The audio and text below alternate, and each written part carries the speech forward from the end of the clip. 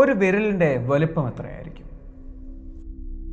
ശരാശരി ഒരു മനുഷ്യൻ്റെ നടുവിരലിൻ്റെ വലുപ്പം എന്ന് പറയുന്നത് ഒരാണിൻ്റെ വിരലിൻ്റെ വലുപ്പം 95 മില്ലിമീറ്ററാണ്, അതായത് 9.5 സെൻറ്റിമീറ്റർ. ഒരു സ്ത്രീയുടെ നടുവിരലിൻ്റെ വലുപ്പം 80 മില്ലിമീറ്റർ, അതായത് 8 സെൻറ്റിമീറ്റർ.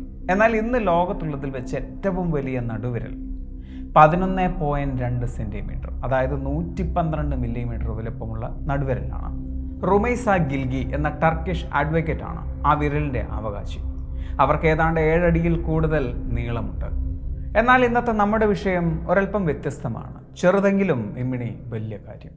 ഈ ലോകത്തിലെ ഏറ്റവും വലിയ, ഇന്ന് വരെ കണ്ടെത്തിയതിൽ വെച്ച് ഈ ലോകത്തിലെ ഏറ്റവും വലിയ വിരൽ ഏതായിരിക്കും? ആ കഥയെക്കുറിച്ച് അറിയണമെങ്കിൽ ഒന്ന് ഈജിപ്റ്റ് വരെ പോവേണ്ടി വരും.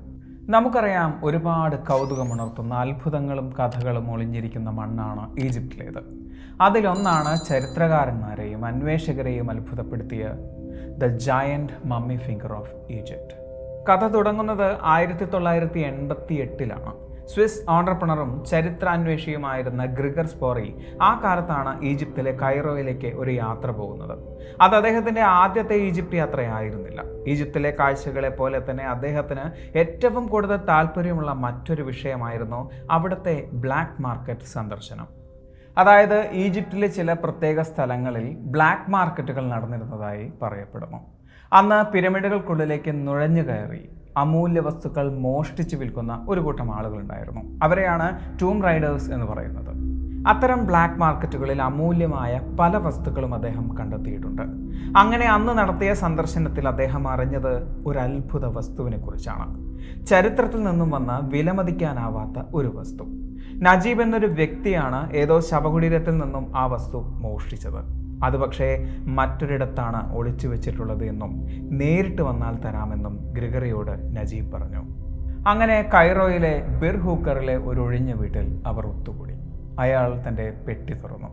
ആ പെട്ടി തുറന്നപ്പോൾ തന്നെ ഒരു പഴകിയ ഗന്ധം വന്നിരുന്നതായി ഗ്രിഗർ പറയുന്നു. അയാൾ ആ പെട്ടിയിൽ നിന്നും ആ വസ്തു പുറത്തേക്കെടുത്തു. അതിനെ പൊതിഞ്ഞ പഴകിയ ആ തുണി മെല്ലെ അയാൾ തുറന്നു. അതിൽ ഗ്രിഗർ കണ്ടത് വർഷങ്ങൾ പഴക്കമുള്ള, എംബാം ചെയ്ത് മമ്മിഫൈ ചെയ്ത ഒരു മനുഷ്യ വിരലായിരുന്നു. അയാൾ ആ വിരൽ മെല്ലെ കയ്യിലെടുത്തു. അതിനധികം ഭാരമുണ്ടായിരുന്നില്ല, പക്ഷേ അതിൻ്റെ വലുപ്പം കണ്ട് അയാൾക്ക് അത്ഭുതം തോന്നി. ഏതാണ്ട് 33 സെൻറ്റിമീറ്ററിൽ കൂടുതലായിരുന്നു അതിൻ്റെ വലുപ്പം, അതായത് 15 ഇഞ്ചിൽ കൂടുതൽ. ശരാശരി ഒരു മനുഷ്യൻ്റെ വിരലിൻ്റെ വലുപ്പത്തേക്കാൾ 3 ഇരട്ടി കൂടുതൽ.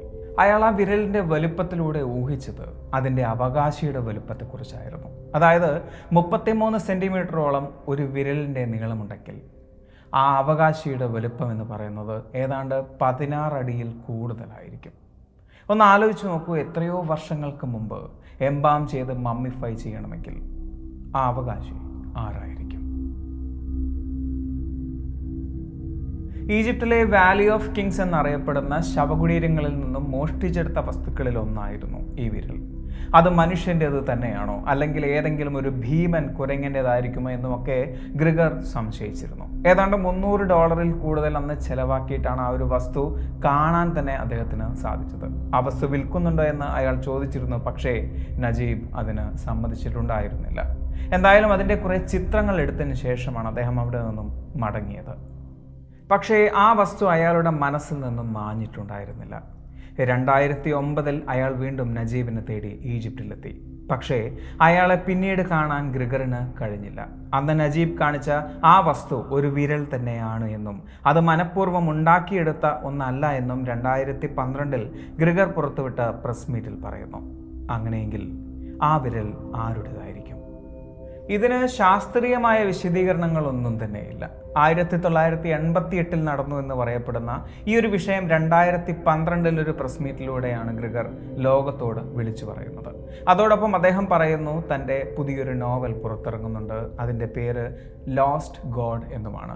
തൻ്റെ ജീവിതത്തിൽ താൻ അനുഭവിച്ച പല വിഷയങ്ങളുമാണ് ആ ഒരു പുസ്തകത്തിൽ വിശദീകരിക്കുന്നത് എന്നുകൂടി അദ്ദേഹം പറഞ്ഞപ്പോൾ ആ നോവലിനായി ആളുകൾ കാത്തിരിക്കുകയായിരുന്നു. 2012 5 വർഷങ്ങൾക്ക് ശേഷമാണ് ലോസ്റ്റ് ഗോഡ് പുറത്തിറങ്ങുന്നത്. ഇനിയൊരു പക്ഷേ താൻ പുറത്തിറക്കാൻ പോകുന്ന തൻ്റെ ലോസ്റ്റ് ഗോഡ് എന്ന നോവലിന് റീച്ച് കൂട്ടാൻ വേണ്ടി അദ്ദേഹം മനഃപൂർവ്വം സൃഷ്ടിച്ചെടുത്ത ഒരു കഥയായിരിക്കുമോ ഈ ഭീമൻ വിരലിൻ്റെ കഥ? അതിനുവേണ്ടി ഒരു ഈജിപ്ഷ്യൻ ടൂം റൈഡറെ അദ്ദേഹം വിലക്കെടുത്തതായിരിക്കുമോ? എന്നിരുന്നാലും ഈ ഒരു കഥ ചുരുളഴിയാത്ത ഒരു രഹസ്യമാണ്. ഈ ഒരു വീഡിയോ നിങ്ങൾക്ക് ഇഷ്ടമായി എന്ന് വിചാരിക്കുന്നു. സുൽത്താൻ എപ്പോഴും പറയുന്നത് പോലെ സബ്സ്ക്രൈബുകൾ കൂമ്പാരമാകുമ്പോൾ പരിപാടി ഗംഭീരമാവും. അതുകൊണ്ട് സബ്സ്ക്രൈബ് ചെയ്യുക. അടുത്ത വീഡിയോയ്ക്ക് വേണ്ടി കാത്തിരിക്കുക. അതുവരെ.